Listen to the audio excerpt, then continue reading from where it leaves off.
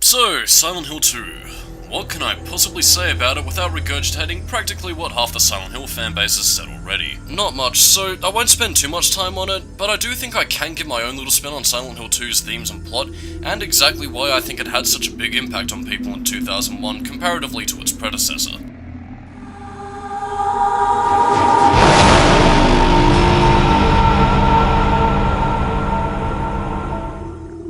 Set in the year 1994, recently widowed James Sunderland returns to Silent Hill after 3 days under the delusion that his wifey Pooh Mary is still alive and well after sending a letter to James to tell him to return to their special place. While on a stroll through the town, James encounters some strange new faces in strange places, such as the ever so calm and reserved Angela Orozco.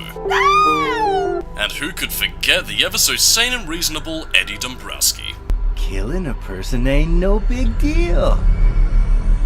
Just put the gun to their head, pow! And of course, where would we be without our trusted companion and sexy dancer extraordinaire, Maria, and of course the cheeky little bugger, Laura. Out of all these characters, all but one of them is really relevant to James, and that's Mary. So he runs around the town until he reaches the Lakeview Hotel, and then he suddenly remembers, oh shit, I mercy killed my wife. And from there, he realizes that it's either time to put his demons behind him, commit suicide, convert to Satanism, or get abducted by Cryptosporidium 137. Of course, this doesn't cover all the characters' backstories, but I just wanted to get the general information out of the way, since I'm pretty sure most people know about Silent Hill 2, and even for those who don't, I really don't want to spend hours recapping a game with a pretty famous story that borrows elements from Session 9, and weirdly enough, Sonic Adventure 2. Seriously, amnesiac protagonist, blonde girl named Maria, am I the only one who sees this? But anyway, before we dive into the meat and potatoes of this dissected video, I would first like to bring up a common misconception about the overall theme of Silent Hill 2.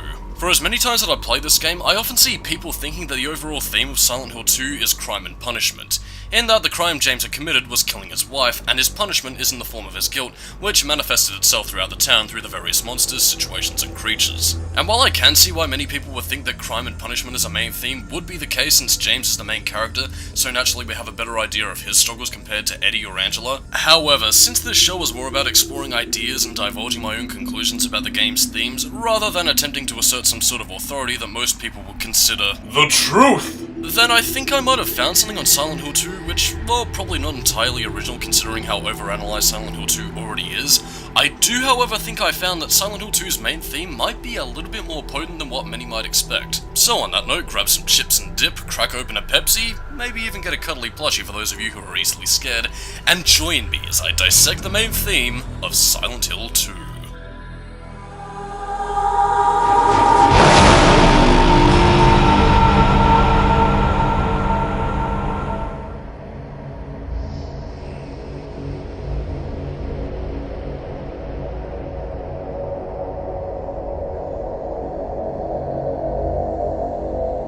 Now, while I'm sure many would see acceptance as more of an obvious detail, considering that one of the pivotal scenes of the game is where James faces off against two Pyramid Heads simultaneously, this is a theme that I truly believe works for all three of our tormented individuals. For the sake of working with what we know here, let's start off with James. In the beginning of the game, James repressed the trauma of what he did to Mary, to the point of becoming an amnesiac, and deluded himself into believing that Mary had been dead for 3 years, rather than in actuality where she'd only been dead for 3 days. The more the game goes on, the more we see James's psychological delusions being just that, delusions. This is most commonly seen in the manifestation of Maria, a sexy dancer extraordinaire who bears a little too close a resemblance to his dead wife if she was cosplaying as Christina Aguilera, being so flirtatious and rather lighthearted considering her circumstances. And this, of course, was exactly what James had wanted out of Mary, compared to the embittered sick woman that she was during his hospital visits. Mary?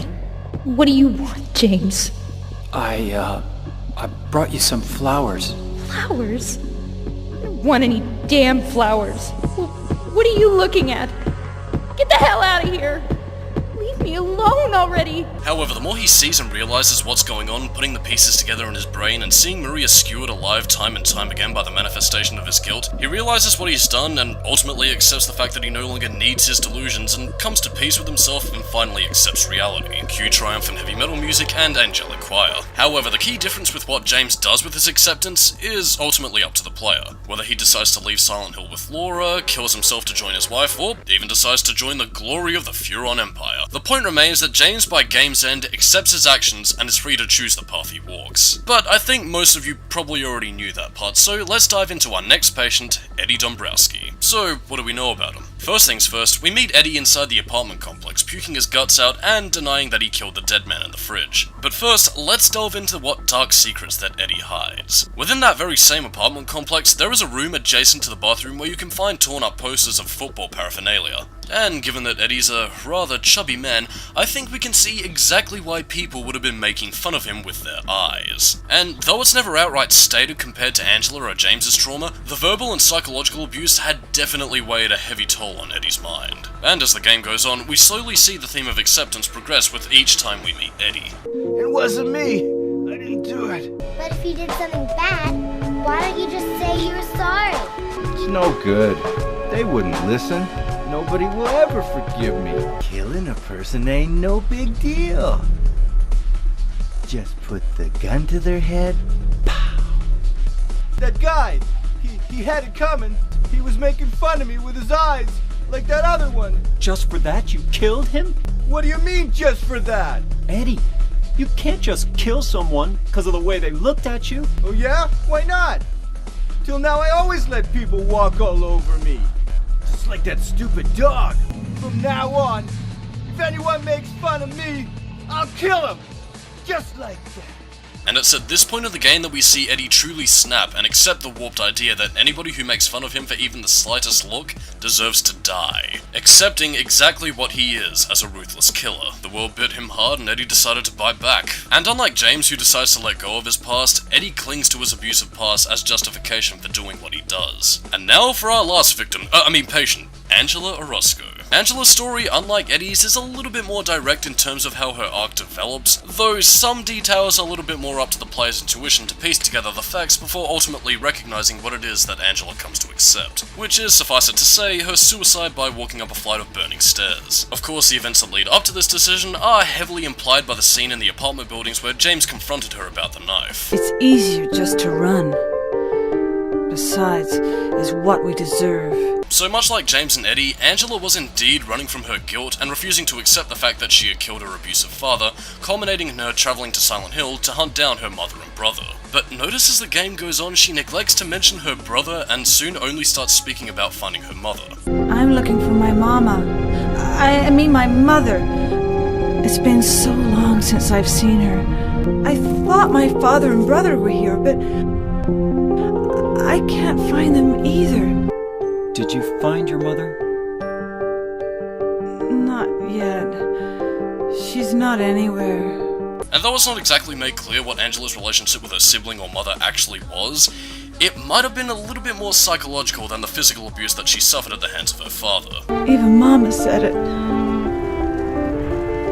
I deserved what happened. And, depressingly, Angela simply accepts what's likely been drilled into her mind since childhood, and asks James to give her the knife back, accepting the idea that she deserves to die, even in spite of the murder she committed. All in all though, Angela's story is pretty laid out there in terms of its demonstration of the game's theme, and ultimately, it does serve to heavily play into the way in which James could choose his fate, which culminates in the in-water ending of the game. However, before I close off this segment, there are at least two characters that I barely mentioned throughout this whole thing, which would be Maria and Laura, and the way in which they would tie into the theme of acceptance. Maria's a bit of an easy one to figure out, even on your first playthrough. Her role is to be an extension of James's delusions, the kind of person that James would idealistically have wanted Mary to be during her illness. So naturally, Maria's world would have revolved around James, often becoming aggravated whenever he seemed so nonplussed about her presence. Anyway, I'm glad you're alive. Anyway? What do you mean, anyway?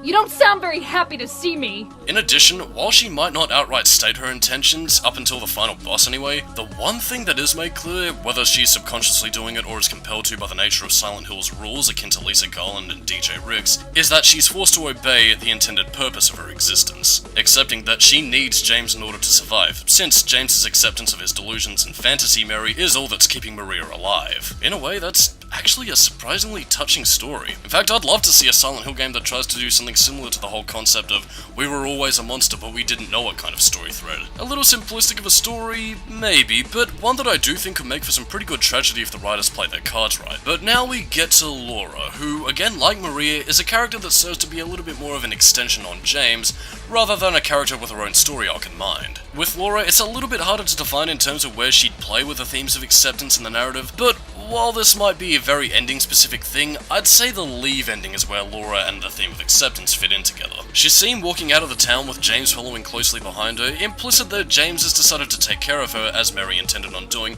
had she not fallen ill since she and James had no children of their own. Regardless of their rocky relationship after the big plot twist was revealed, the Leave ending to me does seem to demonstrate that the two are at least willing to give the adoption thing a shot, if only out of respect for Mary's last wishes before she died. So I suppose at the end of the day, you'd be asking, what exactly is the point of talking about Silent Hill 2's theme when even my own little divulgence could already be seen as something that most hardcore Silent Hill fans have already figured out by this point? And that's something I wanted to discuss last up, with what Silent Hill 2 is to the fanbase, and in turn why I think Silent Hill 2 appeals to so many people, compared to Silent Hill 1's more occult-influenced horror. However, to add a little disclaimer to this segment, this is done purely as an amateur's attempt at diving into psychology.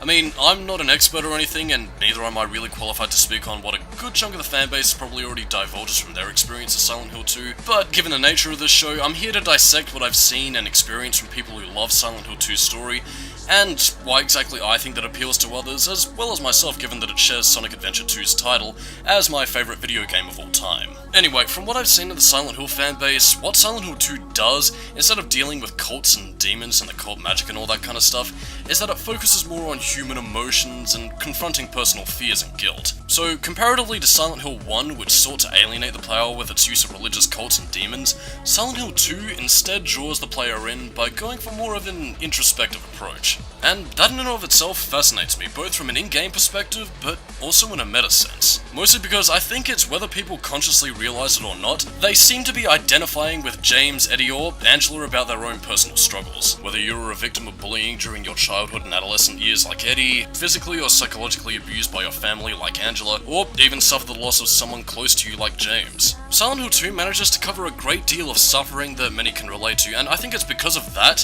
which people can in some way project themselves onto the characters. Not necessarily in the same way as a static character used purely for player agency like a Doom Guy or Point Man, but more along the sense of, and I apologise if I'm misusing an example here, but more along the lines of a Kingdom Hearts character, using them as something of a point of reference to project similar themes and motifs that reflect the trauma that the player has possibly suffered during their life. But don't get it twisted, this isn't me saying that all people who play Silent Hill 2 are emotionally inept, but I think the portrayal of these archetypes do play a heavy factor into why people would recognise themselves within somebody like Eddie or Angela. And I think it's because of that, it strengthens their connections to the characters in the game, and ultimately, the player's investment in the story is tripled. Not to mention, given the target audience of Silent Hill fans around 2001, which probably would have been people either in their teens or early 20s, a time in life where you really don't have your life sorted out by that point, and I think it really does speak volumes as to why someone like James Sunderland comes into people's minds sooner than somebody like, say, Harry Mason. Of course, that's not to discredit the other Silent Hill characters, even the ones from the later games that everybody hates, but given general themes and the portrayal of each character's intended role within the game, I'm not surprised that Silent Hill 2 wins out as the fan favourite over the other games in the series. That being said though, while on a personal level I did end up getting invested in Silent Hill 2's story and more psychological plot, part of me does also kind of dislike the message of that the series took from this point on, in which was essentially to turn Silent Hill from a hellish nightmare world town born of your nightmares into little more than a town psychologist, which in and of itself does bring to mind how exactly Silent Hill chooses its victims, given that in Silent Hill 1 it was established that people either familiar with occult practices, or if they were pregnant with a god inside them, could bring about the other world. So I'd have to wonder exactly how Eddie, James, or Angela were able to activate the spiritual powers of Silent Hill without any occult influence. Furthermore, for people living in Silent Hill, what's to say this isn't exactly a common occurrence for them? Sometimes life just isn't worth living.